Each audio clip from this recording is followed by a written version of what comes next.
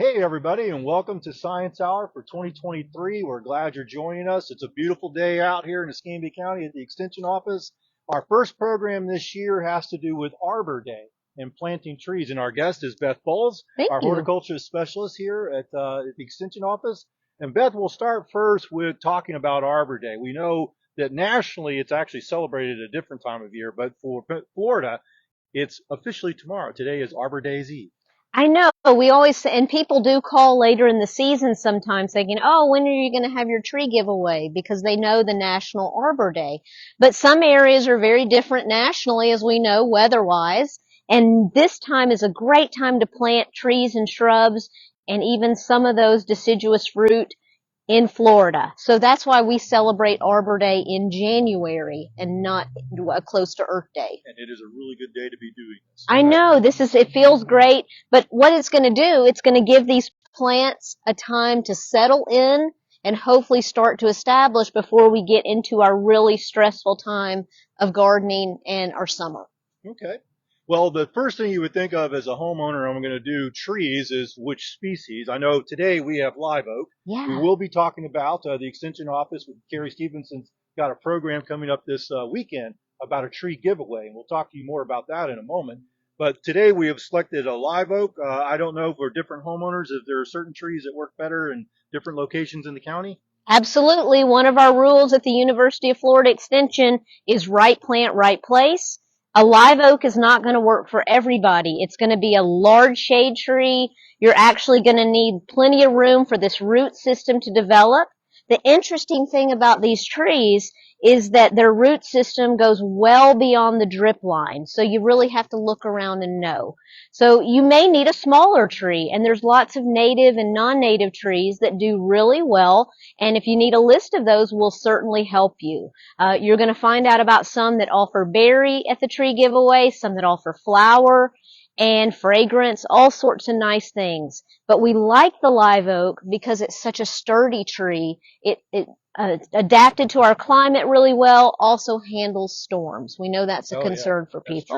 That's true. Yeah. So it's a beautiful evergreen shade tree, but just make sure, like this nice open area, we've looked up, we've looked down, there's nothing here to interfere with its growth around our track and our field. Okay.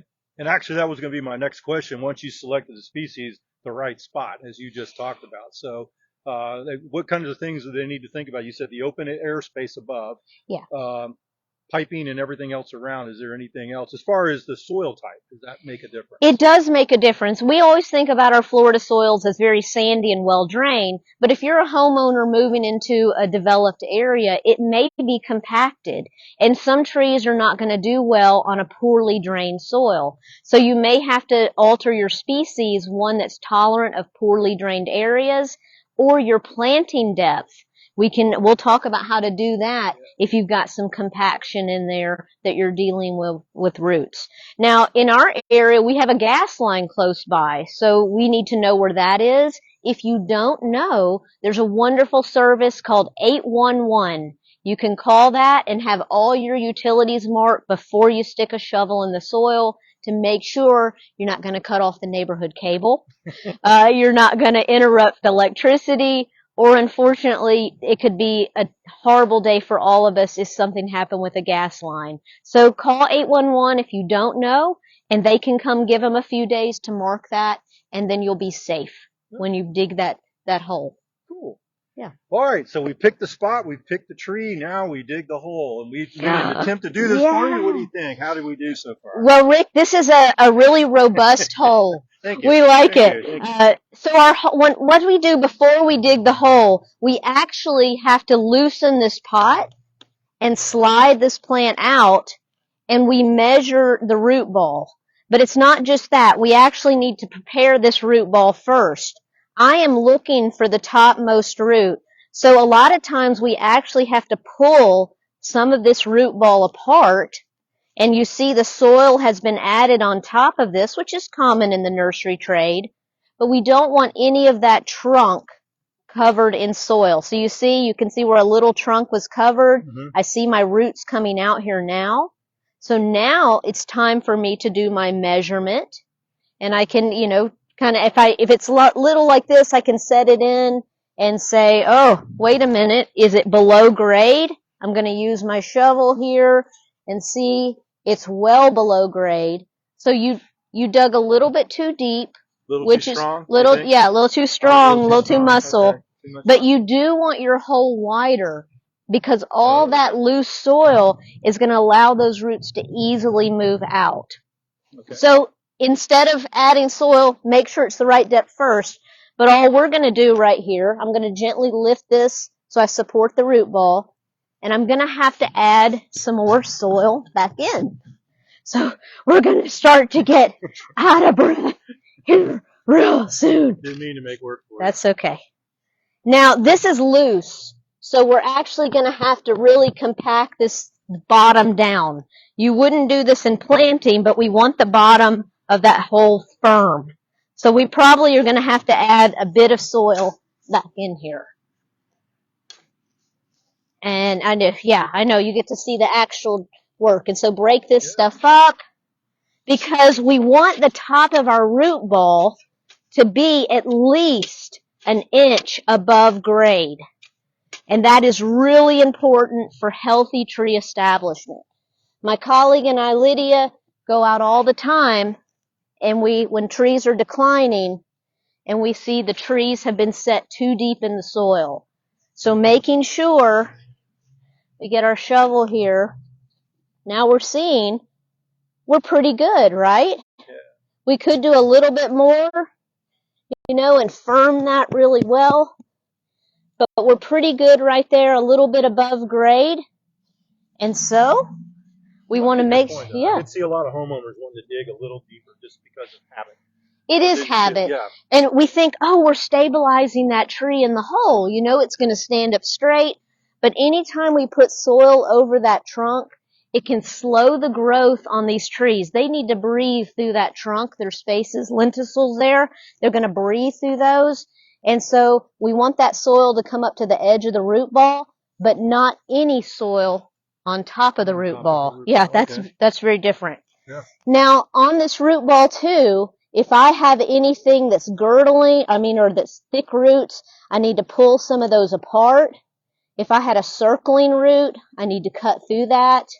But loosen this root ball up, and now those roots are going to be really ready to come out and move into your surrounding soil.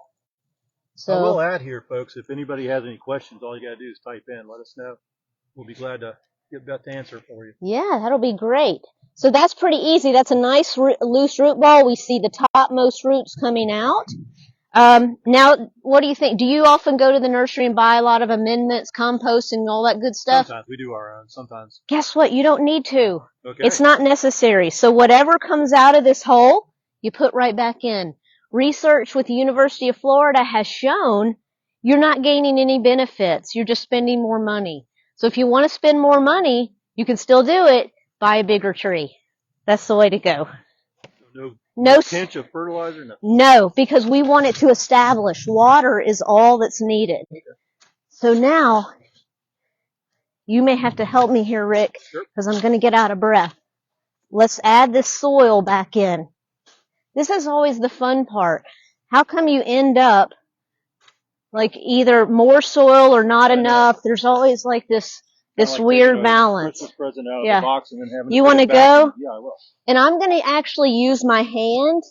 I'm going to get the grass out of here to kind of start just moving down in. We'll use that grass to fill on top. We have a question. Yeah, go ahead. Somebody planted a fig tree too low. She asked if she could dig it up and replant. It was planted last fall. So a lot of times those plants will be somewhat established. So you may, if you can move some of that soil off of it and kind of dig down without digging up the whole plant. But if you think it's really low, this would be a good time to go ahead and dig up that fig, reestablish it, treat it like a newly installed plant. Yes. Because what happens with a tree? It sits there, doesn't grow. And you think, well, what's happening? It's not taking off. And a lot of times that it's just not getting air and water like it should. So when we backfill, I'm not putting any soil on top of this root ball. It's going up to the edge. And we got these big clumps here. Yeah. We'll need to fill in some more for sure. And I've got this here, so we'll use this. So fill in and make sure you kind of go. You can use your shovel to go down. Really don't stamp on it with your foot, because sometimes you can compact that a little too much. And we need that soil a little bit more. We're going to pull. Yeah, Rick's going to use a shovel to break it up. So all that is pretty good. Woo! We've had a fun time here. Don't get a Sea Grant guy to do this. Yeah, this is not the normal area Rick is in, is it? So that's, a blade in my hand. if we want to water kind of as we go, it's messier, but that helps move that soil down where we know where to add more soil. So we need to add more around here, right up to the edge of the root ball. You're going to think, well, what about these roots up top? They're going to dry out. We want that root ball open so that when we water, the water goes directly in where it needs. A lot of times when you buy a container plant, it comes in a barky mix that's very different than your surrounding soil. And if you just water out here, we've seen this all the time, this dries out and you end up with dieback. It can even kill it because we think, oh, we're watering out here where it needs it. Remember, the roots are still here in that ball. They're going to be there for several weeks, for several months even, before they really move out. So water directly into that root ball when we finish here. One question before we get too far away from that. You know, when I did dig the hole, Yeah. what are the dimensions you're looking for versus when you got the pot? What's the diameter you're looking for? Yeah, you're going to do about 1.5 bigger than your pot. Okay. So, I mean, it's fine, Rick. It's a nice big hole. It's loose. And if this were compacted soil, it would have been perfect because you want that loose soil for this to go into. But for this size, it's loose, sandy soil. We could have gone a little bit smaller with that. And if this is in a homeowner's yard, you don't want to dig up a huge area of your zoysia grass or centipede grass. But this is looking pretty good right here. Now, some people will say, well, what about a berm? If you're going to be watering with a water truck and it's going to be a gusher on this tree, yes, you may want to build you up a little berm of mulch around that plant. Not of soil, but of mulch. And so when that gusher comes through, it gets caught. Okay. But we're not watering with a watering truck. We got a watering can. We can slowly, kind of go into that root ball. And you see some of it still runs off and it gets caught. But if we use soil as the berm, it has potential to wash back over this root ball. And then what have we done? We've got soil building up on that trunk. It's like we planted too deeply. So you're going to see that open. We're pretty good here. Okay. Remember, this is the extension field. It's not your home lawn, so it can be a little uneven. But around our plant, we're doing great. So how much water? How much would you water this, Rick? My first initial thought is a gallon. Yeah, Okay. yeah. So for this size, a gallon's enough. We typically say about 2 gallons for every inch of caliber. So this is a very, very small diameter tree, so a gallon is enough. How often would you water? Well, it seems like it would need it quite a bit early on and then pace off. I'm going to go with once a day. Once a day for a week or two. And then you can start, narrowing that down to maybe every 3 days. The key is you don't want to go too long because then you say, oh, I'll just throw all this gallon of water.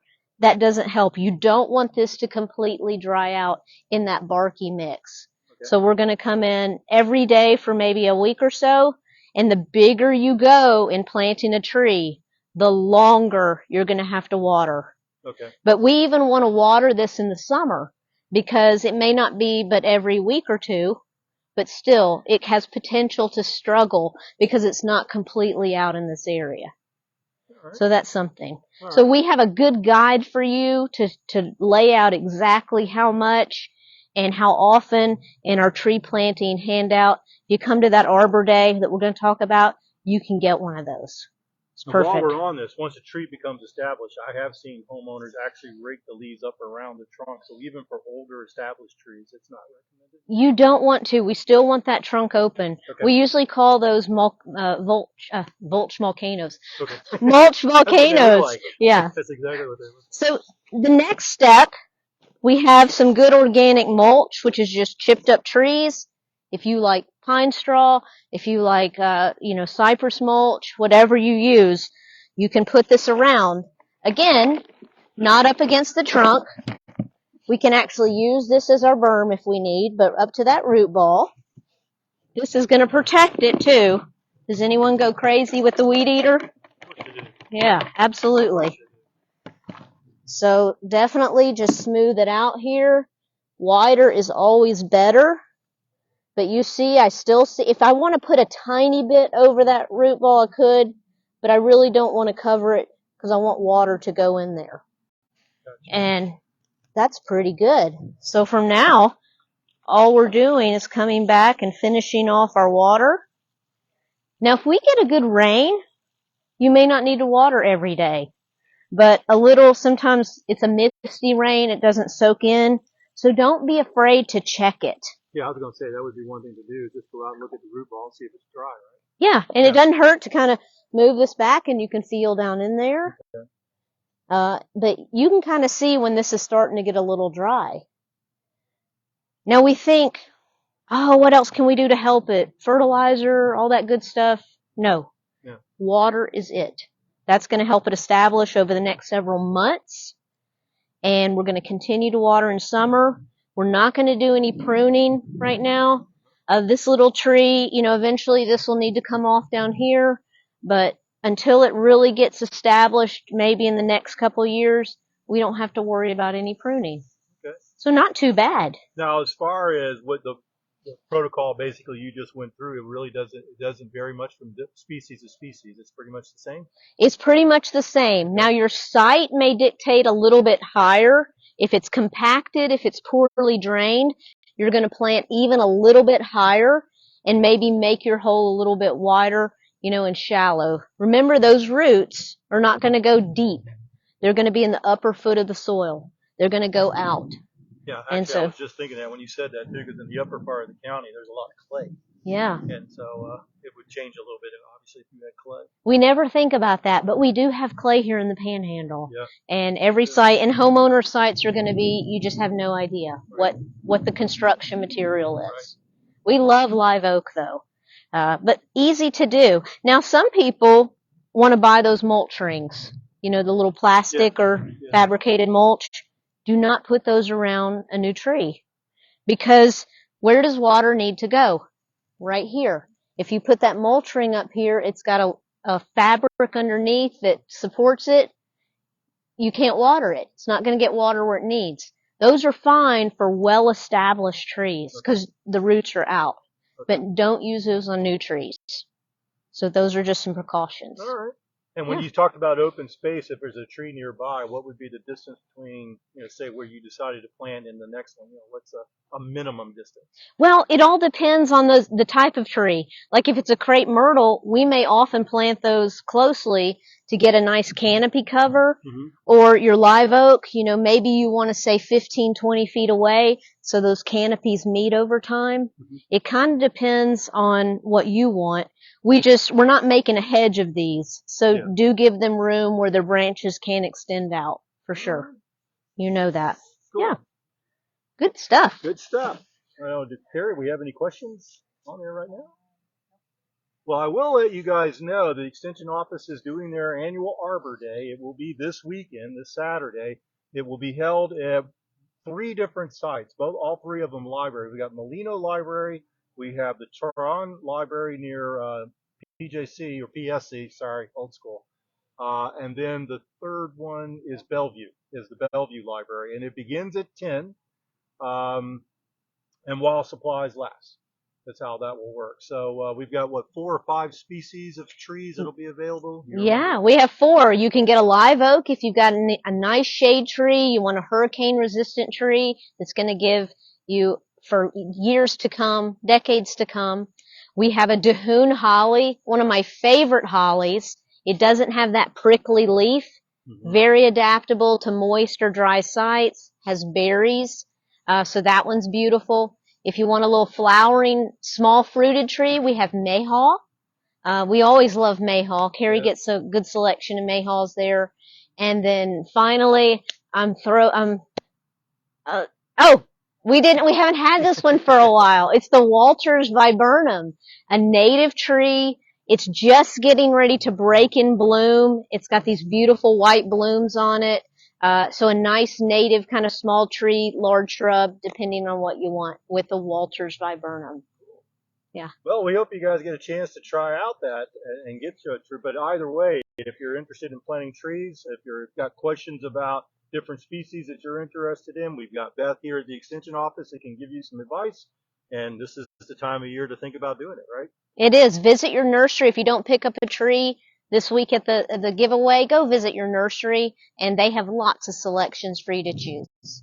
Cool. Well, thanks for being our guest today. All Thanks right. for doing this. Happy Arbor Day, everybody. Next month, we will be talking about a new bycatch reduction device that's required for all crab traps, recreational crab traps in Florida. So we will be doing that program in February to give you an update on that. And thanks again for joining us.